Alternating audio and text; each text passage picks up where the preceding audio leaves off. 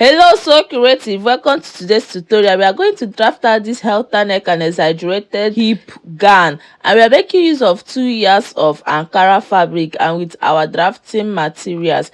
And this tutorial is food with a lot of goodies. We are going to learn how to get our princess dart, our halter neck, and our exaggerated hip. So make sure you watch to the end if you want to grab all these goodies. So I went ahead to mark out our starting line. So we are going to start drafting the halter neck first. I went ahead to mark out my starting line in order to get a straight line. From that starting line, I'm going to mark out my front waist. Remember, your front waist and your back waist is not always the same.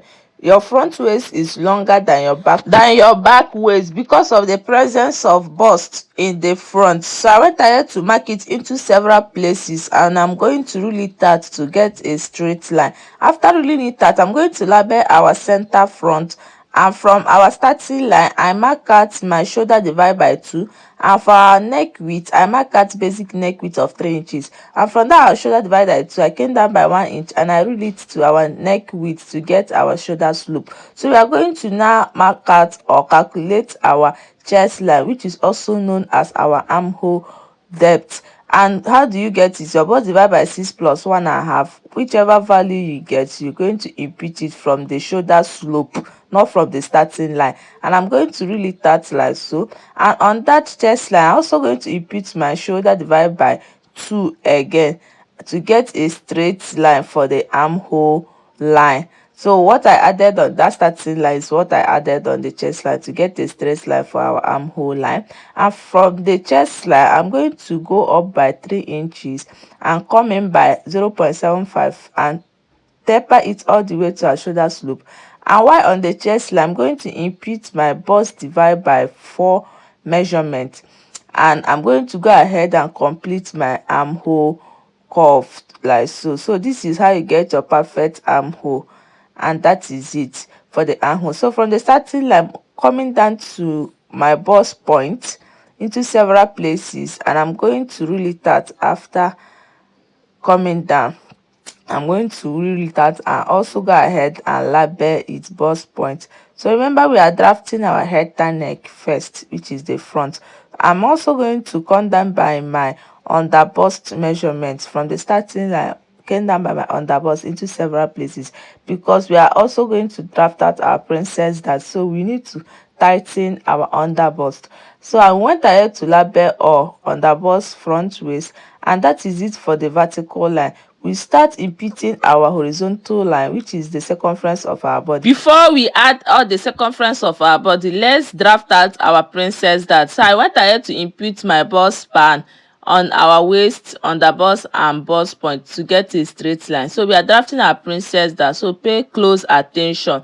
After getting your dart leg, we are going to open up the dart by the side on our waist by half inch like so. I'm going to trace it all the way to our bust point using my ruler, and I trace this like so. So for the princess dart, we have 4 points for princess dart, which is from the shoulder slope. I'm going to come down by 2 inches, and from that 2 inches I come down by another 2 inches, and that 2 inches I come back by another 2 inches. The first 2 inches is for people that have a fuller chest, while second is for people that have medium chest, while the last one is for people that have smaller chest. But I'm going to use medium chest one, which is the one that is in between the armhole. The next thing we should do is to tighten our under bust. So from our dart leg, I'm going to come out by half inch on both sides. Remember, this princess dart is not a bustier princess dart, rather is an English princess dart.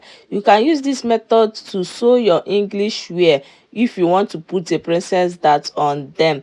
So see how I'm placing my pattern curve to give it a little bit of curve.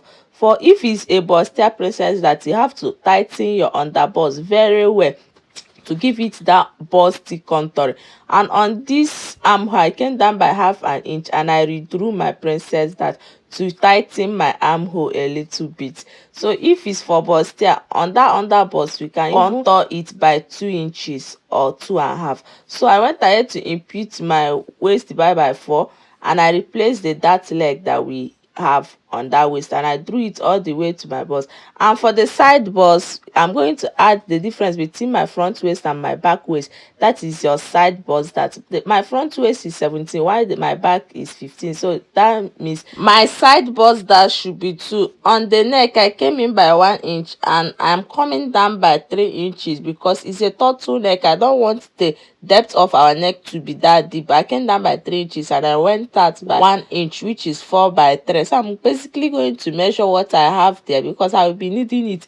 Remember, it's a Halter neck, so I will be needing it to form my turtleneck when I want to impute my turtleneck. So I'm going to write it down on the paper, and from my shoulder I came down by 1.5 to form my Halter neck. What a Halter neck means that you are going to redraw your armhole, and that armhole will be coming in on your chest and some part of your body will be showing, and that is what a Halter neck means. So we successfully redraw our armhole, and I went up by 1/2 inch on that chest line, you can see, to get our perfect armhole. So you don't just go straight and join that your Halter neck to your former new armhole, rather you form a new one like I just did. So we are going to go ahead and start cutting all our drafted pattern, and watch me closely and see how I cut it out. And we are going to now cut the red line we have. We won't be making use of the former armhole we draw, rather we are going to be making use of this new Halter neck armhole that we drew. And I'm going to cut out the bust side, and look at how I cut out the side. Originally I should have cut out the line we have, but the reason why I did not cut through the lines because I want to close this side bust that. So when you close your side bust that, you will be left with some pieces by the side, so you will need allowance to complete it. So you better cut small allowance before you cut the original line you drew after closing your side bust that. So after I must have closed my side bust that, I will now go ahead and cut out the original line we have, and that is it. I will now remove all these pointy points on the bust, and our princess Halter neck is formed. You can see how neat and beautiful it is. So we are going to basically transfer this to our fabric, and we will head to draft out the back. For our back, I've gone ahead to lay our drafting paper and mark out our starting line and our center back. So from that starting line, I came down by 15 into several places to get our back waistline. Remember, our front waistline was 17 while the back is 15. So from our center back, I'm going to go ahead and impute our shoulder divide by 2 and our neck width of 3 inches, which is the basic neck width. I came down by 1 inch for our shoulder slope. I'm going to taper it to our neck width, and we are going to also use the same method we use for the front to achieve the chest line and our armhole depth, which is the bust divided by 6 plus 1.5 inches to get our chest line. And on the chest line, I'm going to impute my shoulder divided by 2 again to get our straight armhole line, like so. And what we are going to do for the armhole line for the back, I'm going to find the midpoint, place it on the shoulder slope to find the midpoint. I'm going to come in by 1/2 inch, and I'm going to trace it all the way to our shoulder slope, like so.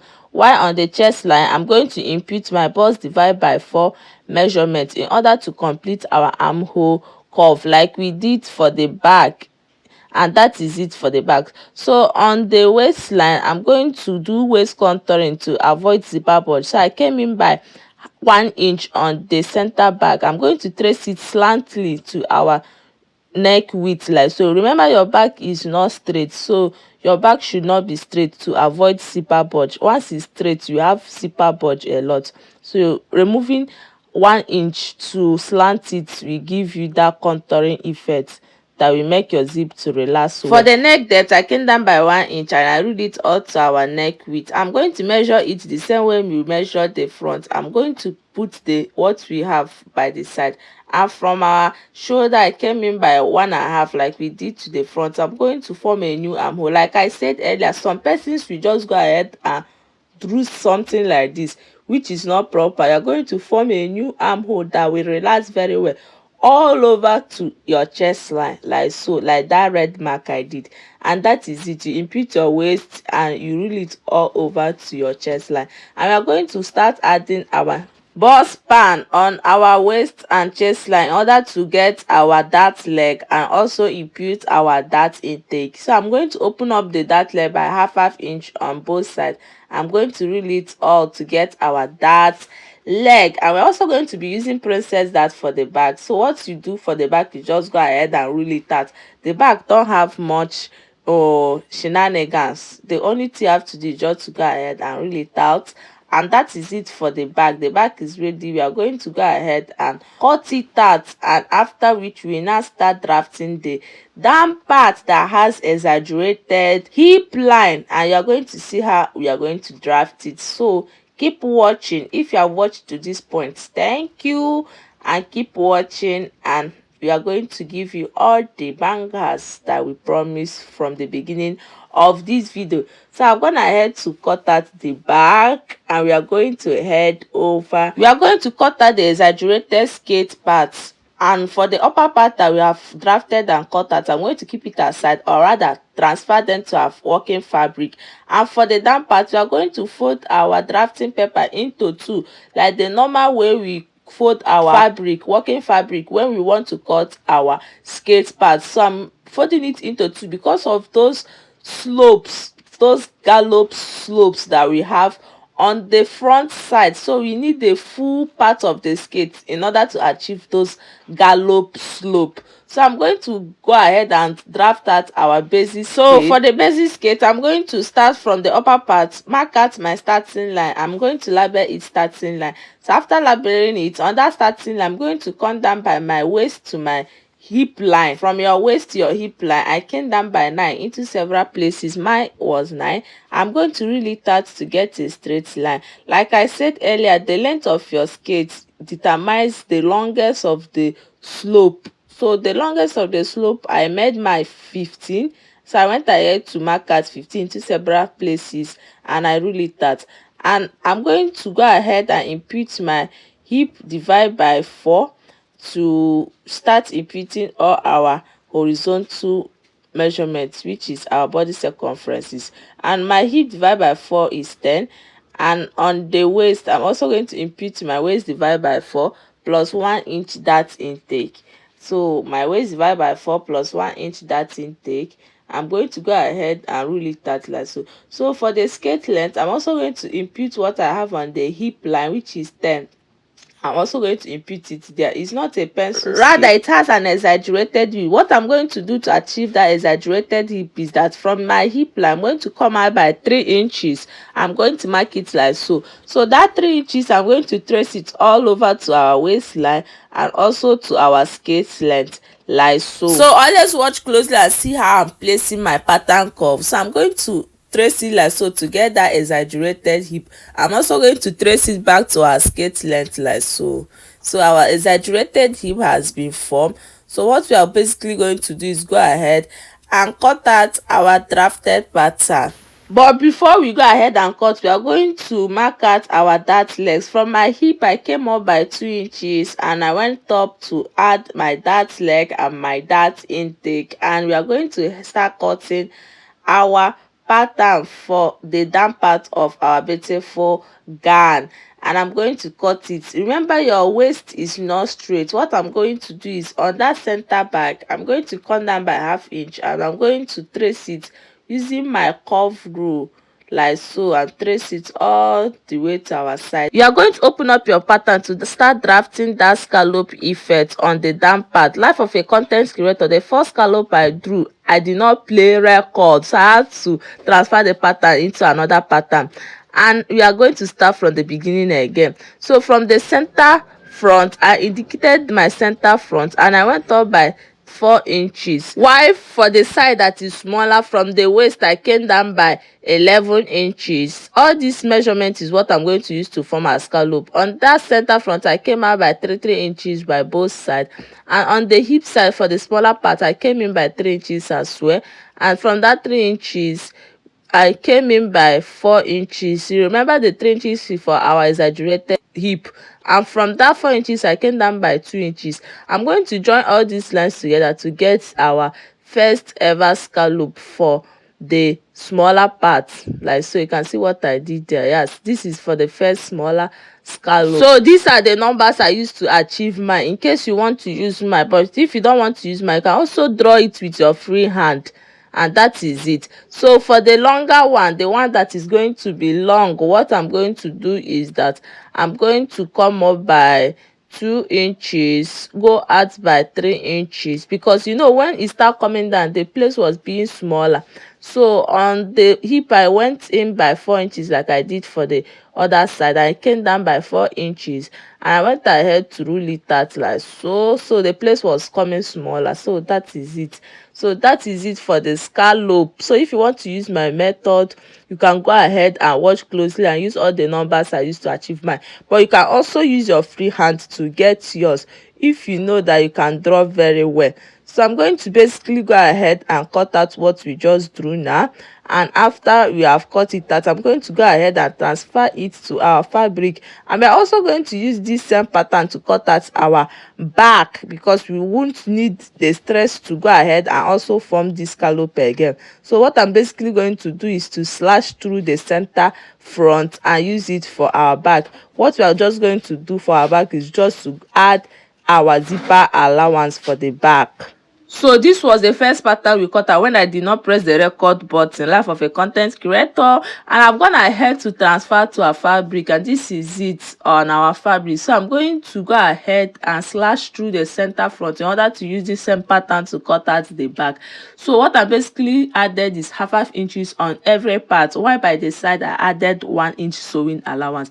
So I'm going to go ahead and slash through this center front, and I'm going to use this same pattern to cut out the back like I said earlier. So I'm going to go ahead and label it. The reason why I'm doing it is so that all these scallop will match each other, and that is it. I'm going to go ahead and label it. After labeling it, I'm going to also go ahead and transfer them to my fabric like I did for the front. So this is it. I'm going to go ahead and transfer it to our fabric.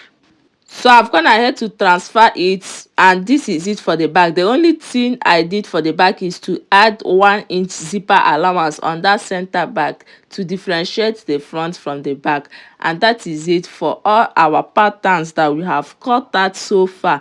And what we are going to do is go ahead and cut out the line in the same way we cut out all this pattern, and we are going to go ahead and start sewing it. So for this particular video is only for the drafting and transferring to fabric, and we have come to the end of this tutorial. I don't want the tutorial to be that long so that it will not bore you. So watch out for the second part, which is the drafting, which is the sewing part rather, which is the sewing part of all the pieces that we have cut and joined together. So if you have watched to this point, thanks for watching, and also don't forget to come back for the part 2, which is where we will be joining all the patterns together to get our beautiful exaggerated gown. And that is it for all the pattern and head tie neck. And we're also going to cut out the turtleneck on our second video, so watch out for that particular video. Bye bye, love you.